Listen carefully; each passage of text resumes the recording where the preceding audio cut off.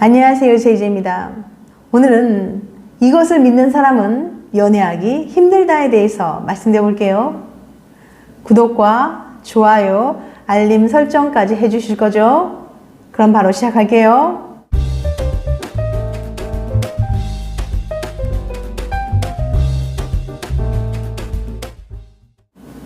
제가 아는 지인의 동생 A는 제대로 된 연애를 한 번도 해본 적이 없어요. 그러고는 늘 이런 푸념만 늘어놓습니다. 이번 소개팅녀도 정말 별로였어요. 내 소울메이트는 대체 어디 있는 걸까요? 세상 풀이 죽은 표정을 짓더니 이런 말을 덧붙이더라고요. 그래도 70억 인구의 절반 중 내 맘에 쏙 드는 사람이 하나 있지 않을까?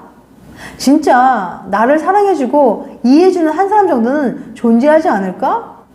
어딘가 한 명쯤 있지 않을까? 라고 말이죠. 만약 혹시 A처럼 생각하고 비슷한 문제로 연애를 못하고 있다면 이 영상 꼭 봐주세요. 운명적 믿음이라는 심각한 병에 걸린 거니까요.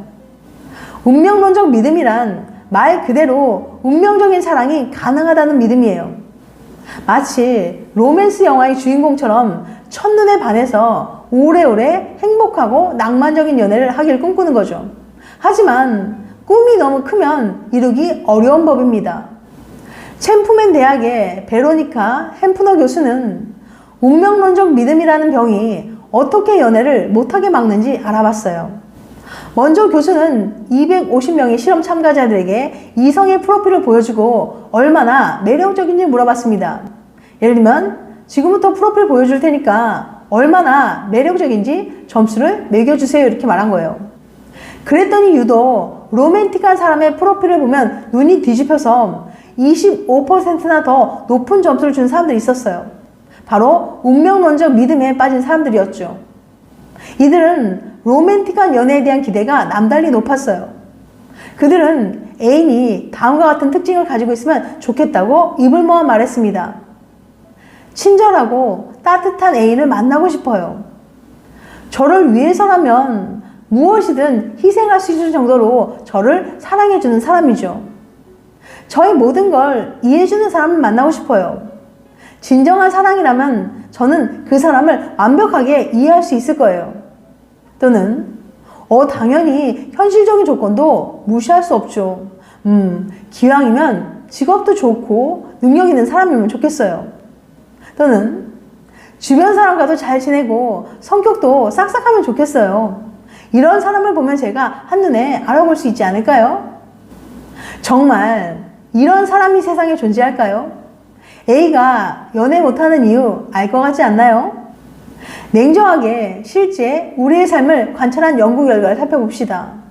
아무리 연애 초에 불타오르는 커플도 갈등 해결 능력이 없으면 6개월 이상 사귀기 어렵고, 매력적으로 느껴지던 성격도 이별 사유가 되는 게 현실에서의 연애니까요. 거기에 성격, 집안, 능력까지 좋은 사람이 넝쿨째 굴러오길 바라는 건 도둑놈 심보인 거죠. 이렇게 기대가 크다 보면 제대로 된 연애를 시작하기 힘듭니다. 만약 이게 당신의 이야기 같다면 운명론적 사랑에서 벗어나기 위해서 다음과 같은 생각을 하는 연습이 필요합니다. 첫 번째, 처음부터 뜨겁지 않아도 사랑이다. 첫눈에 반하는 완벽한 사랑은 흔치 않아요. 천천히 알아가고 친해져 가는 것부터 시작해도 늦지 않습니다. 그 사람에게 이성적인 매력이 조금 모자라더라도 벽을 너무 빨리 치거나 단정 짓지 마세요. 10길 물속은 알아도 한 길 사람 속은 모른다잖아요. 당신은 그 사람이 어떤 사람인지 좀 더 알아볼 필요가 있습니다. 두 번째, 처음부터 다 맞는 사람을 만나려 하지 마라. 나에게 완전히 꼭 맞는 사람은 존재하지 않습니다. 이성을 만날 때 무엇을 포기할 수 없는지 우선순위를 매겨보세요. 나머지는 과감히 포기하셔도 좋습니다. 만약 종교가 제일 중요하다면 음악 취향 같은 건 포기하라는 거죠. 그런데 신기하게도 계속 만나다 보면 음악 취향도 비슷해지는 걸 느끼게 될 거예요. 서로 닮아가고 맞춰가는 게 연애니까요. 당신은 양말 한 짝이 아니에요. 똑같이 생긴 사람을 처음부터 찾으려면 연애를 시작하기는 정말 어려워집니다. 이상형에 가장 가까운 사람을 찾는 방법. 만약 여러분이 당신의 이상형과 결혼하게 된다면 어떨 것 같나요?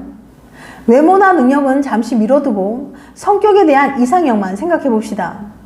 여러분의 부족한 점을 채워줄 수도 있겠고, 여러분이 좋아하는 모습들로 매일매일 더 행복하게 만들어주겠죠. 부부간의 위기도 극복하게 만들어줄 테고요. 실제로 미국의 한 연구팀은 자신의 이상형과 결혼한 사람들의 부부 생활은 어떻게 다른지 연구해 보기로 했어요.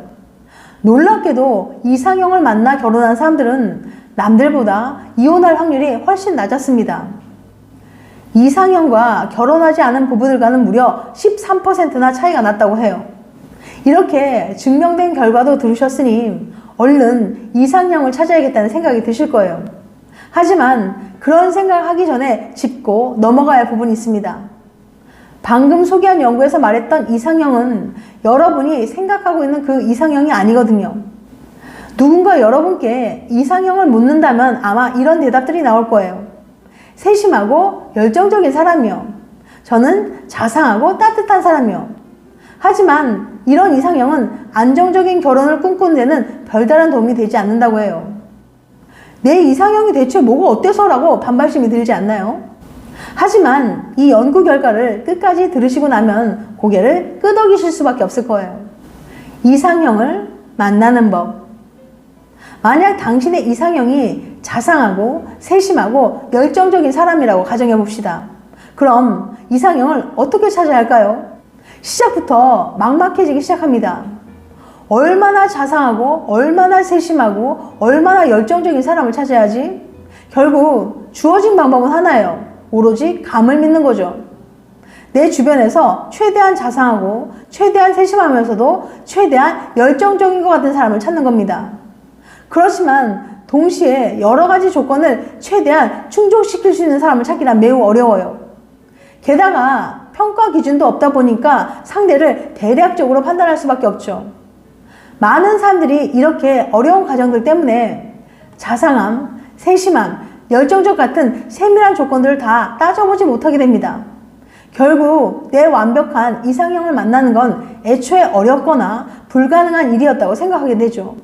그래서 그 복잡한 조건들 대신 그냥 좋은 사람 만나기 수준으로 타협해 버리기도 해요. 내 결혼 생활을 훨씬 안정적으로 만들어줄 수 있는 증명된 기회를 포기하게 되는 거죠. 그럼 좀 전 그 연구에서 이상형을 만나 안정적인 결혼 생활을 누리던 사람들은 다 어떻게 한 걸까요? 연구의 책임자였던 이스틱 박사는 바로 이상형의 우선순위를 정하는 것이 그들의 비법이라고 이야기합니다. 무작정 최대한 자상하고 세심하고 열정적인 사람을 찾는 게 아니라 일단 내가 그 중에서 어떤 것을 더 중요하게 생각하는지 순위를 매겨야 한다는 거예요. 예를 들면 1위는 자상함, 2위는 세심한, 3위는 열정적 이렇게요. 그러면 아까와는 달리 이런 이상형을 갖게 됩니다. 열정적이면 좋지. 근데 그보단 세심한 게 더 중요해. 그리고 무엇보다 자상한 거. 일단은 그게 첫 번째야. 그럼 어떤 변화가 생길까요? 일단 내가 더 중점적으로 보는 것과 비교적 양보할 수 있는 것들이 생겨요.